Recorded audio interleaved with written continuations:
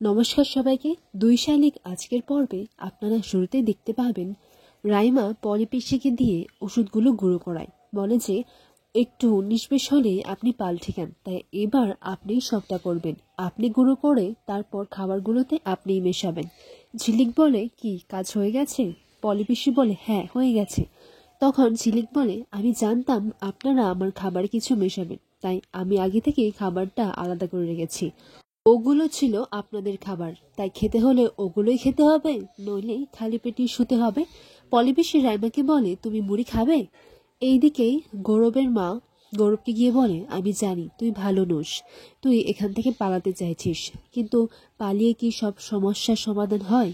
তুই আখিকে ভুল বুঝিস না। আমি এইটুকু জানি যে আখি যা করছে হয়তো নিশ্চয়ই এর পেছনে কোনো কারণ আছে। তুই সেই কারণটা জানার চেষ্টা কর, আখিকে এইভাবে একা করে দিস না। এরপর তখনই ঝিলিক এসে বলে যে উনি বুঝবেন না এইসব। তখনই নীলিমা আখিকে বলে যে আমি এই ছাতাবাড়ির দায়িত্ব তোর উপর দিয়ে দিয়েছি, ভাঙলে তুই ভাঙবি, আর এটাকে জোড়া লাগালে তুই জোড়া লাগাবি। এরপর গৌরব ঝিলিককে বলে, তুমি এই সমস্ত কিছু প্ল্যান করে করছো। তুমি একটা বস্তির মেয়ে, আর বস্তির মেয়ের জন্য কয়েক লক্ষ টাকা তো অনেক হবে, তাই না? আর তোমার মা বাবাও তোমাকে এরকমই শিখিয়েছে, গোল্ড ডিগার উমেন। এরপর ঝিলিক বলে, একদম চুপ। আপনি আমাকে যা বলার আপনি বলুন, কিন্তু আপনি আমার মা বাবাকে কোনো কিছু বলবেন না, সেটা আমি সহ্য করব না। মেয়েদের দুটো জিনিস সহ্য হয় না, এক তার মা বাবার অসম্মান, আর দ্বিতীয় তার স্বামীর অসম্মান। আপনি এটা কোনোদিন বুঝবেন না।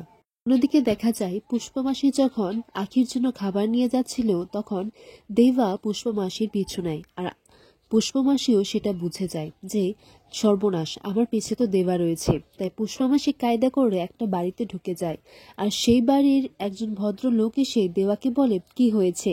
যা বলার তোমাকে কিছু বলতে হবে না, আমি বলছি তুমি শোনো। ওই মেয়ে ভালো নয়, কটা বিয়ে হয়েছে বলো তো? আর হ্যাঁ, আমার ইনকামিং না আউট হয়ে গেছে, শুধু আউটগোয়িং অন আছে। এই লোকটা কানে না শোনার ভান করে।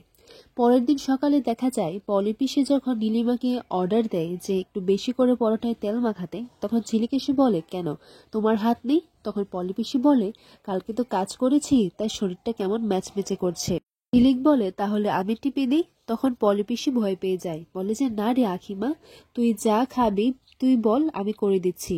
এরপর পিয়ারকে এসে বলে যে পলি, ও যা বলছে তুই তাই করে দে, আর আমার জন্য জুস নিয়ে আসবি। আর তখনই ঝিলিক পিয়ারকে বলে, আজকে না আমার আপনার হাতের চা খেতে ইচ্ছে হয়েছে, বাবা আপনি আমার জন্য চা বানিয়ে নিয়ে আসুন।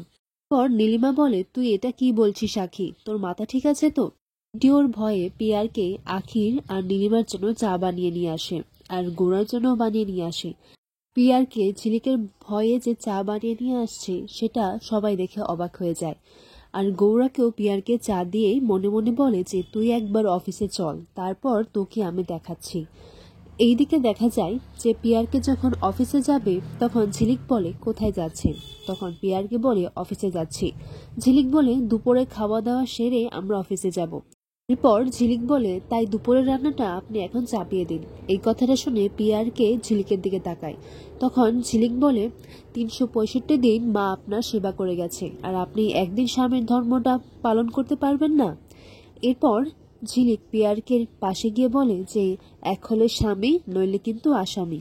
এরপর পিয়ারকে হেসে হেসে রান্নাঘরে চলে যায়, আর ঝিলিক গোড়াকেও বলে, কি তুমি এখানে দাঁড়িয়ে কি করছো? তুমিও যাও, তুমিও অ্যাসিস্ট্যান্ট, বুঝতে পেরেছো? তোমার মামাকে নিয়ে যাও।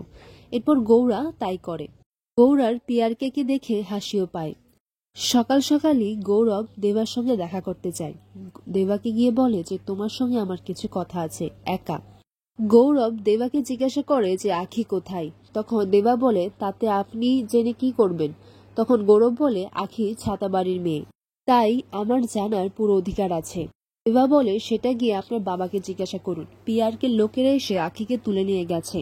গৌরব বলে, সেটা পিয়ারকে লোক নাকি তোমারই ভাড়া করা গুন্ডে, যাতে তুমি এই নাটকটা করে ছাতাবাড়ি থেকে অনেক টাকা আদায় করতে পারো, তাই না?